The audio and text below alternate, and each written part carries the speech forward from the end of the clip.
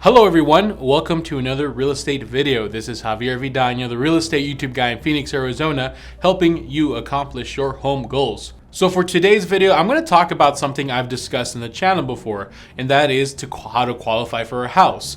Now, I've made it in a different format, but essentially I'm talking about the same thing. So today's video is going to be, if you will, a rehash. I don't want to call it a rehash, a patch, an update on the topic of how to qualify yourself or how to find out if you are able to qualify for a house. But I want to reword it a bit. What I want to call this video is how to pre-qualify yourself without talking to a mortgage broker, a mortgage lender who's going to do a hard inquiry, or who you're going to have to get on the phone and talk to somebody, right? I want to show you how just with you and your spouse or you by your lonesome self can find out if you're able to qualify for a house, how much you're able to qualify for a house. That way, as you're researching and getting your feet wet, you have at least a sense of what's going on. Now, before we begin, you don't have to do this, but if you want to have an easier time following me along, I just released a new printable, How to Pre-Qualify Yourself. 5 pages on what we're going to discuss today. So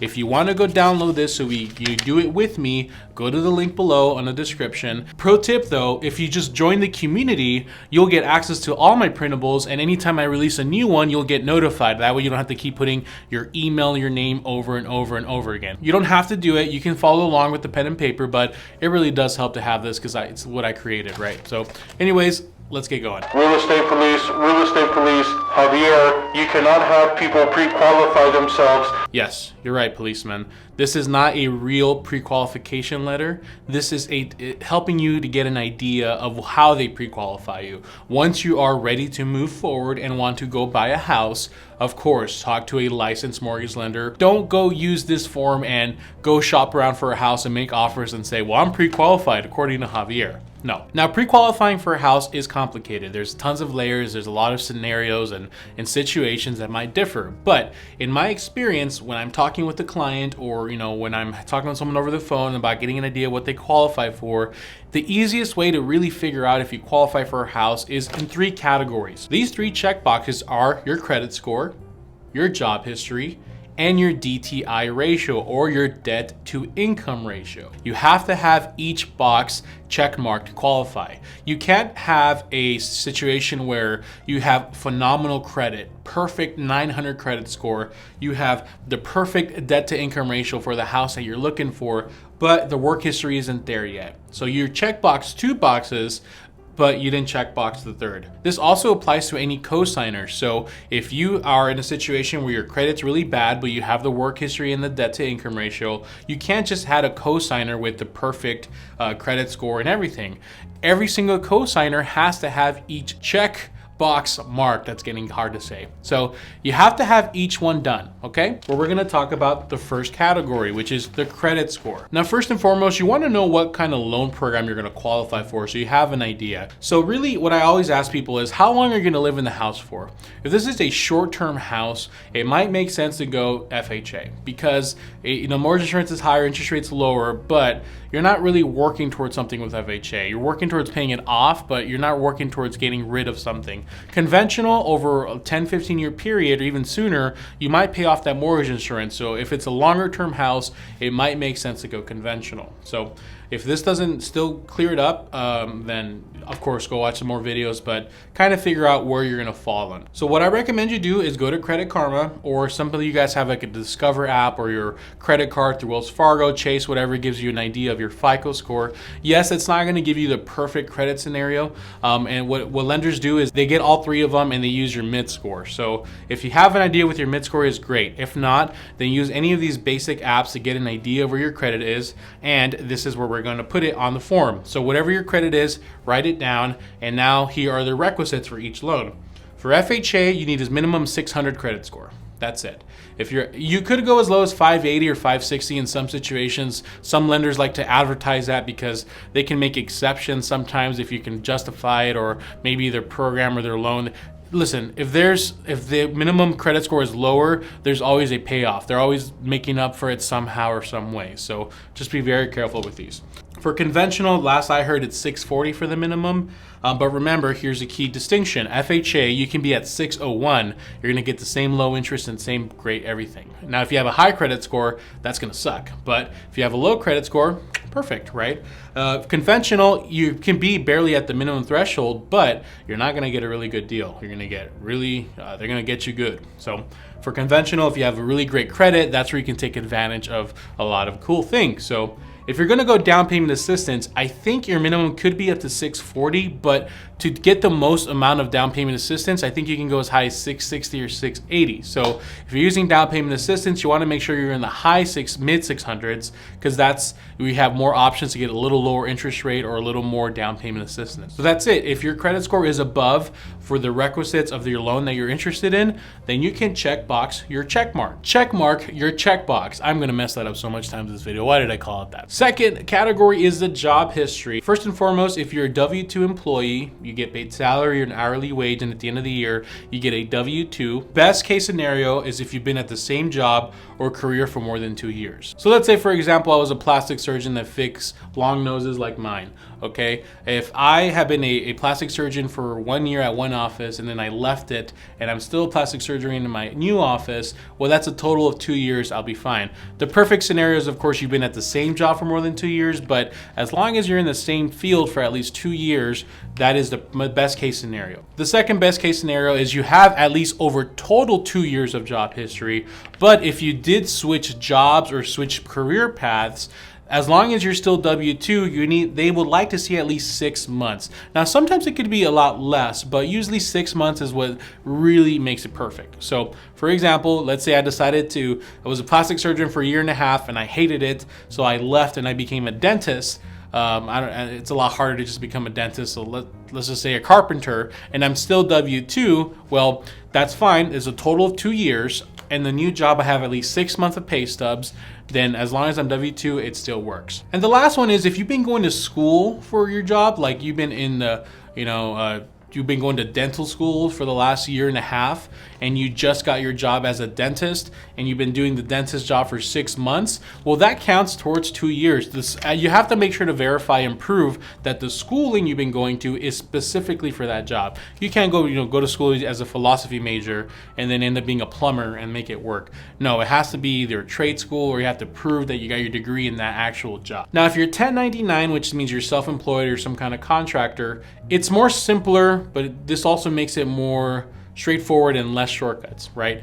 You need at least 2 years of tax returns with that same exact paying job. Not 2 years total, you need 2 years of tax returns. And the unfortunate part is they use an average of both years' income to predict how much you're gonna qualify for example, and they use the net. So if I netted $50,000 last year and this year I netted $100,000, well, they're gonna use $75,000 as my annual income. So they divide that by 12 and that's what they use to qualify me for a house. Now, sometimes they're all able to add certain deductions back into the net income. It depends on your job, and that's definitely over my pay grade. The lender will be able to explain that. I know when I've purchased homes as a realtor, they can sometimes put in different deductions that I put in back into my income to help me qualify for more. So hopefully by then you check mark that checkbox and that's 2 already. And the final one is the debt to income ratio. Now, I made a very extensive video talking about the debt to income ratio, and it's a step-by-step guide of how to do it. If you want to go watch that video, so that way it give you a really detailed analysis of how to figure out your debt to income ratio, with this form you can go do that. For now, I'm going to give a very brief synopsis of it. The actual equation that I've seen them use is they add up all of your minimum monthly payments. These are things on your credit, things like loans, car payments, credit cards. I've seen government mandated things like your tax installment agreement or child support, stuff like that. You don't add utilities, you don't add rent here, you don't add the money you send to your mom every month. You want to add just things that pop up on your credit. So what you want to do is get the minimum payment of each payment, not what you usually give, the minimum payment on the statement, and add them all up. That equation gets added with your monthly payment that you qualify for. So in this case, we don't know what that is. So that would be X, and that's what we're solving for. So then you divide that by your monthly gross income, which is the money that you make on your job before taxes and insurance. So you can be getting I don't know, $3,000 a month from your job, but really your gross monthly income might be $4,000. So look at your pay stubs and look at the number you start with before they take away all the taxes. And whatever the monthly amount of that is, that's the one that you use for this equation. And that has to equal, so I like to say for it depends on your program, 45% or 50%, but I always like to use 45 to be conservative. So that has to equal 45%. So once again, I break it down in detail in my other video, but just to make things very simple, the way I figure out what your monthly payment is I get 45% of your gross monthly income, and that's the number that the top half of that equation has to add up to. So let's say your gross monthly income is $5,000. 45% of that might be $1,800. So that $1,800 is what the top numbers need to add up to. So if your minimum monthly payments add up to $200, then that means your monthly payment that you would qualify for would be $1,600. Maybe you might find out that you don't necessarily have enough income to make it work for the monthly payment you want.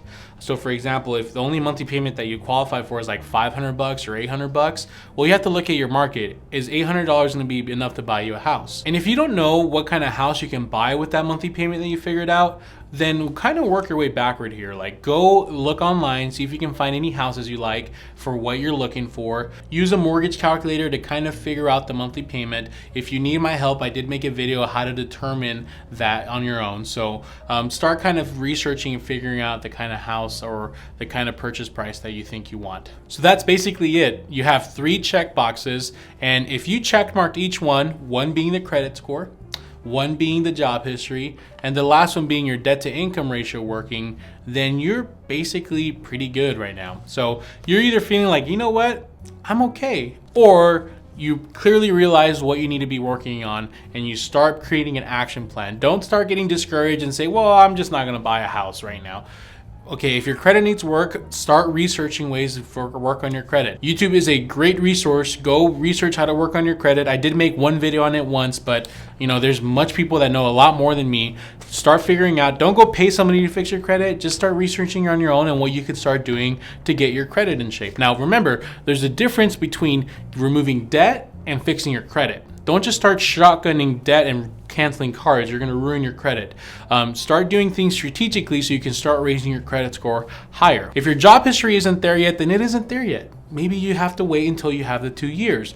Or if you have a weird scenario where you kind of switch jobs, call a realtor, figure out what's going on there. But it's pretty clear. I kind of explain each little scenario so you can kind of have an idea if it works or if it doesn't work. And last but not least, if your debt to income ratio is not where it needs to, or maybe you don't qualify for enough of a house yet, that monthly payment, well then, like I said, if your income needs to go up, then you need to either get a cosigner in there or wait till you're making a little more money, or maybe you need to start paying some debt actually down. Like like I was talking earlier, maybe if your credit needs improvement and your debt to income ratio needs improvement, maybe you can start working on paying things down so that monthly payments go a lot lower. Or the final thing is, if the monthly payment that you qualified for isn't as much as you think, well, maybe you need to start looking at cheaper houses. If you want the form that I talked about in today's video, the link is below. Go to freebies. You can either sign up for the community and have access to all of my printables, or just get the individual printable and print it and use it for your own discretion and make it seem like you're going to do something bad with it.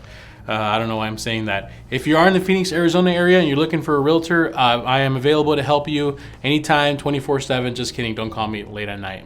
Other than that, guys, I think that's really it. I know it's a little complicated and it seems harder than it is, but if you can at least get 50 or 60% of it understood, then you're in a much better position than you were before. Okay, it's all about having some knowledge. Even if you're not going to be the master of pre-qualifying, having an idea of what you need to work on, or having an idea of what about you qualify for. That way, when you're actually are ready to talk to a realtor or lender, you know what they're talking about and you know if they're kind of BSing you or not. Okay, all right, guys.